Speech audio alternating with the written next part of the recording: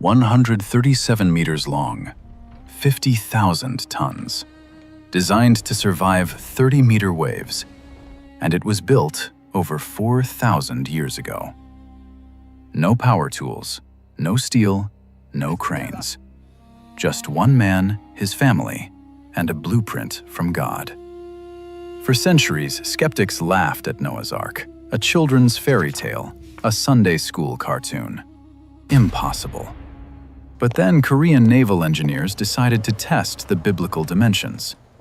They ran the simulations, they crunched the numbers, they analyzed the structure. What they discovered silenced the critics forever. This is the engineering mystery of Noah's Ark. And today, we're finally solving it. Forget every Sunday school picture you've ever seen. Tiny wooden boat, giraffes poking out the top, happy rainbow in the background. That image isn't just wrong, it's an insult to one of history's greatest engineering achievements. Here's what the Bible actually describes. Genesis chapter 6 gives precise dimensions: 300 cubits long, 50 cubits wide, 30 cubits high. Using the Royal Egyptian cubit, the standard measurement for ancient megaprojects, that translates to approximately 137 meters long, 23 meters wide, and 14 meters tall. Let those numbers sink in. 137 meters. That's longer than a Boeing 747. It's longer than a football field. The total volume? Over 40,000 cubic meters. Enough space to fit 450 semi-truck trailers inside. The displacement when fully loaded? Approximately 50,000 tons. This wasn't a boat. This was a floating warehouse the size of a modern cargo ship. Built in the Bronze Age, with hand tools. How is that even possible? The answer lies hidden in the original Hebrew text. 3 words that scholars have debated for centuries. 3 words that reveal construction secrets we're only now beginning to understand. But first, we need to address the most basic question skeptics always ask. If Noah somehow managed to build this thing, why didn't it just flip over and sink the moment it hit rough water? The answer involves a mathematical ratio so perfect, so precisely optimized, that modern engineers use virtually the same numbers today. A ratio that appears in Genesis chapter 6, written over 3,000 years ago. Here's what skeptics say. A wooden vessel 137 meters long would be catastrophically unstable in rough seas. It would roll, it would pitch, it would capsize the moment a serious wave hit it. And honestly, for most ship designs, they'd be right. But the Ark wasn't most ship designs. Look at the biblical ratio. 300 cubits by 50 cubits by 30 cubits. Simplified, that's a length-to-width ratio of 6:1. That number is not arbitrary. In shipbuilding, you're constantly fighting 3 competing forces. Make the ship too narrow, and it's fast but unstable. It'll flip in heavy seas. Make it too wide, and it's stable but rides rough. The violent rocking will injure everyone inside and stress the hull to breaking point. And if the proportions are wrong, the structure itself will twist apart. The 6:1 ratio is the sweet spot, the perfect balance between stability, comfort, and structural integrity. How do we know? Because modern supertankers and bulk carriers, vessels designed by engineers with supercomputers and centuries of accumulated knowledge, use virtually identical proportions. In 1604, a Dutch merchant named Peter Janssen built scale models to test different hull ratios. His conclusion? 6:1 was optimal for cargo vessels that needed to survive rough seas without capsizing. The shipbuilders of the 21st century arrived at the same answer as Genesis chapter 6. But here's where it gets remarkable. In 1993, Dr. Seon-Won Hong and his team at the Korea Research Institute of Ships and Ocean Engineering decided to put Noah's Ark to the test. They built computer models, They ran wave tank simulations. They compared the biblical dimensions against 12 alternative hull designs. The results? The Ark's dimensions achieved the highest overall safety index of any design tested. It could withstand waves up to 30 meters. That's nearly 100 feet of solid water. It could tilt almost 90 degrees and still right itself. And here's the kicker. Any change to the biblical dimensions made the design worse. Picture it, a wall of water, 10 stories tall, roaring toward you. Modern cargo ships have broken apart in waves half that size.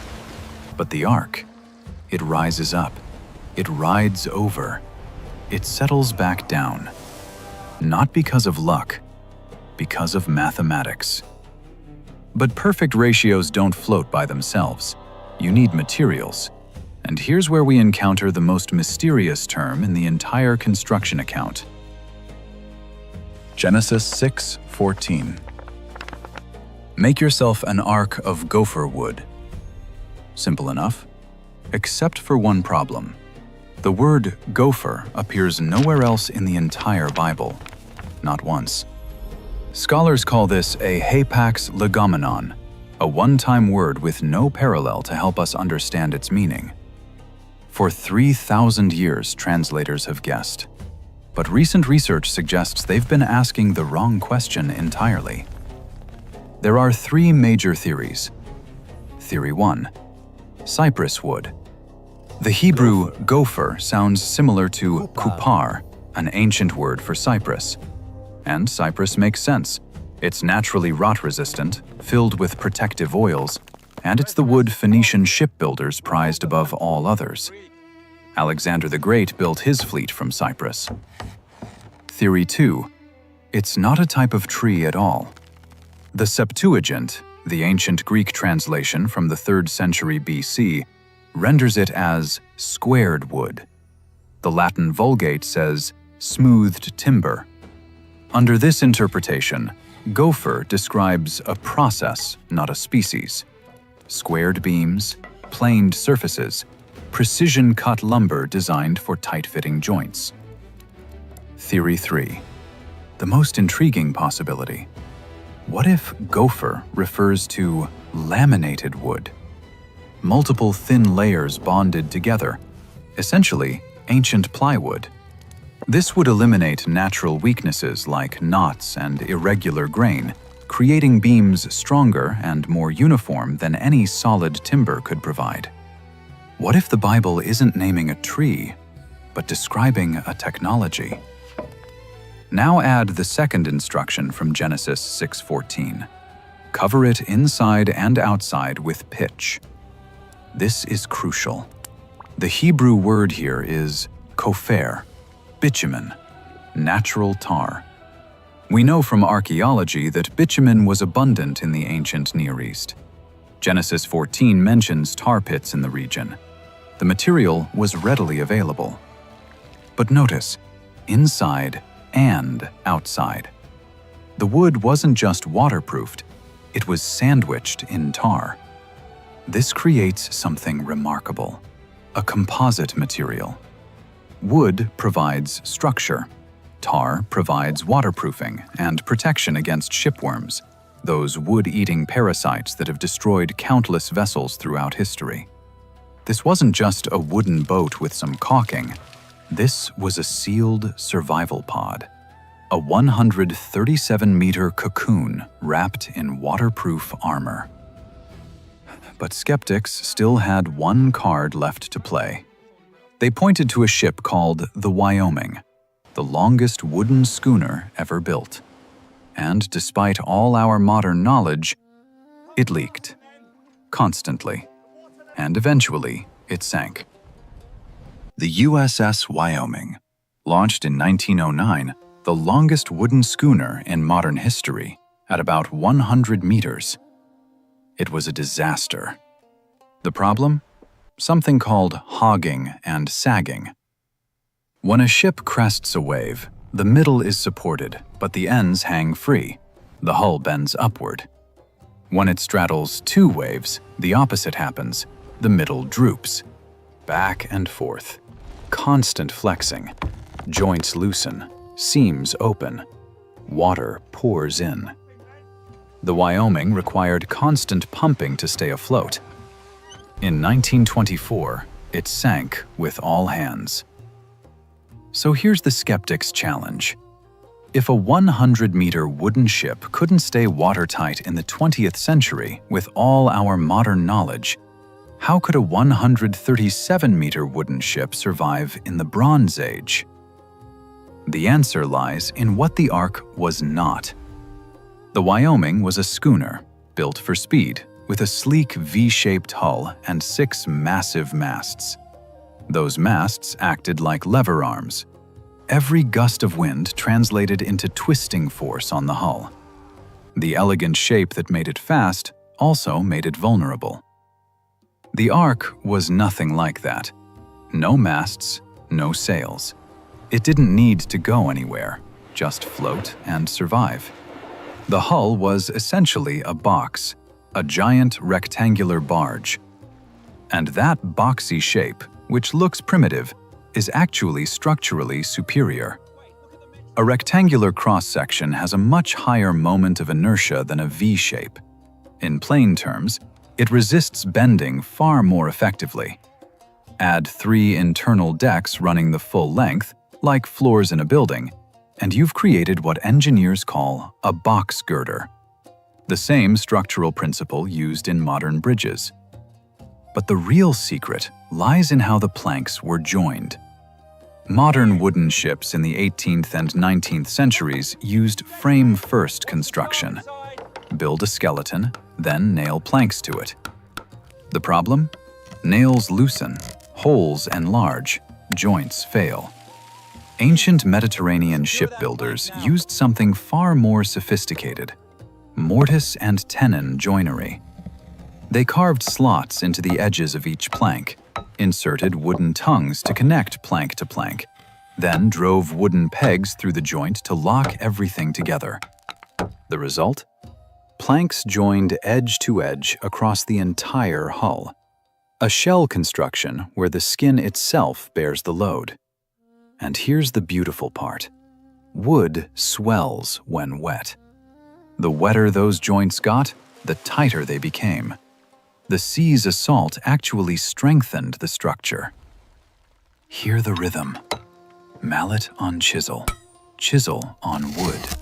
Thousands of joints, tens of thousands of pegs, each one carved by hand, each one driven into place, day after day, year after year, building something that would outlast a global catastrophe. The hull was sealed. The structure was sound. But one question still remained. The hardest question of all. How do you keep thousands of animals alive inside a sealed wooden box for over a year? Let's count the challenges. Conservative estimates suggest around 16,000 animals on board, counting by biblical kinds, not modern species, plus 8 humans. Duration, 371 days, over 1 full year. No electricity, no mechanical ventilation, no running water, no waste disposal system. The problems are obvious. Oxygen depletion, carbon dioxide buildup, ammonia from waste, which becomes toxic at high concentrations, heat buildup from thousands of animal bodies, disease from unsanitary conditions. By every modern calculation, everything inside should have suffocated within weeks. Unless the Ark had systems we've overlooked. Genesis 6:16 contains a curious instruction. Make a tzohar for the Ark and finish it to a cubit from above. Most translations render tzohar as window, but Hebrew already has a word for window. It's chalon. Tzohar is different. Its root meaning relates to noon, or brightness, or shining. What if this wasn't a small window at all? Many naval architects now believe that Sohar was a continuous opening running the entire 137-meter length of the ship, just below the roofline, about half a meter high, protected by overhanging eaves to deflect rain. Not a window, a ventilation system. Here's how it works. Thousands of animal bodies generate heat. Decomposing waste generates more. Hot air rises. It flows upward through the ship and exits through the Sohar gap. This creates negative pressure below, which pulls fresh air in through lower openings. It's called the stack effect, passive ventilation requiring no moving parts. The ship breathes automatically, powered by nothing but basic physics. But some researchers propose something even more ingenious: a moon pool. Imagine a shaft in the center of the ship, open to the sea below. Modern offshore platforms use these. As waves rock the vessel, water in the shaft rises and falls like a piston. That piston action pumps air through connected channels, forcing ventilation into the lower decks where it's needed most. The same system provides wave dampening, a smoother ride for the animals. And it offers a direct route for waste disposal. Shovel it into channels leading to the moon pool. Let the sea carry it away. Breathe in. Smell the hay, the animals. Now feel it. A cool breeze rising from below your feet. The moon pool surges with each wave, pushing fresh air through channels in the floor. The whole ship is breathing. Inhale. Exhale. Powered by the very ocean trying to destroy it. And remember, this wasn't a primitive civilization.